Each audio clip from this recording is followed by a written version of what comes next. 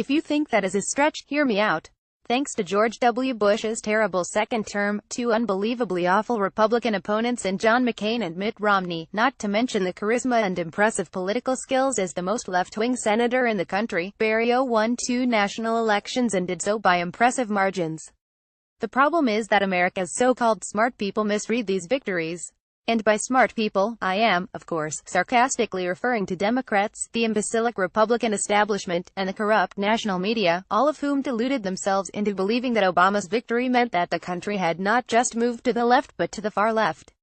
Buoyed by this mistaken belief, not only did the Democratic Party move to the far left, Warren, Bernie, Hillary 7.0, etc., so did the media.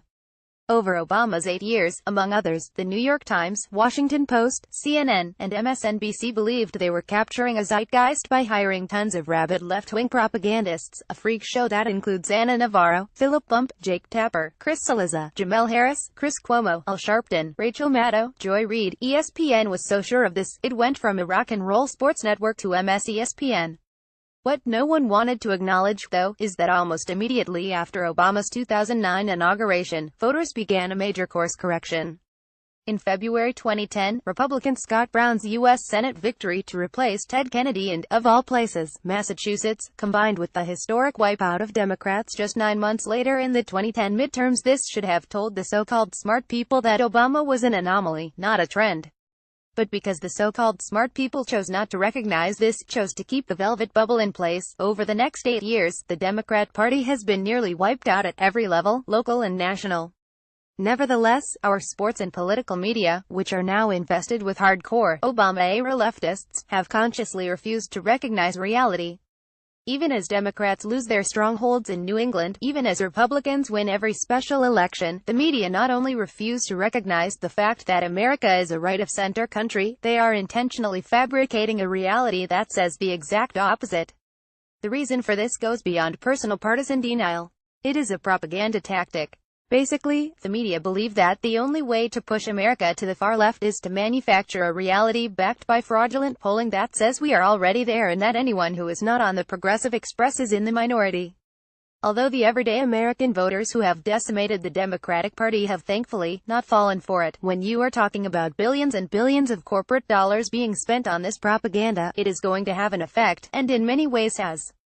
For example, despite total control over the federal government, the imbecilic Republican establishment have fallen for it, and, as a result, have done absolutely nothing to keep long-held promises or to advance Trump's agenda. As a consequence, their own base now despises them and a full-blown insurgency is already claiming scalps. Which brings me to NFL Commissioner Roger Goodell, who also fell for the propaganda and who is also dealing with a 5-alarm disaster of his own making.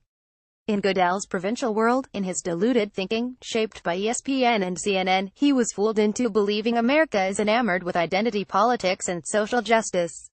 And so, although every other form of personal expression is banned by the NFL, Goodell actually believed it was a good idea to give the okay for spoiled millionaires to publicly express their hatred and contempt for America.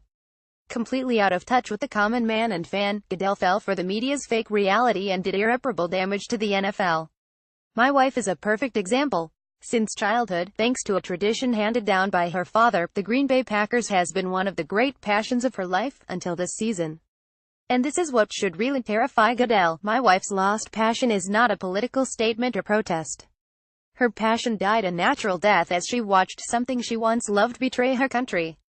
She is not angry. She just stopped caring. How does the NFL recover from that? From indifference, from those who have moved on now that it is almost certainly too late, now that the Morning Joe scales have fallen from Goodell's eyes, now that the ratings and empty stadiums and devastating polls make it impossible for even a somewhat powerful media to keep Goodell's bubble afloat. The man charged with protecting this institution has finally figured out that it might not be a good idea to open every NFL game with your players giving the American flag the finger. What a jackass, what a pathetic and delusional fool, a weakling, who allowed the media's phony reality to drag him into deep water from which he can no longer escape. The saddest thing, though, is that no one, not Goodell, not the Republican establishment, will acknowledge their own demise as a cautionary tale, as a valuable lesson in never again falling for propaganda. Rather than come to terms with the reality of an America that looks like this, they would prefer to see it all burn down. I originally added to America to this sentence but then realized that President Trump is doing such a stellar job erasing Barry's failed legacy that this is no longer true. Follow John Nolte on Twitter at Nolte Inc. Follow his Facebook page here.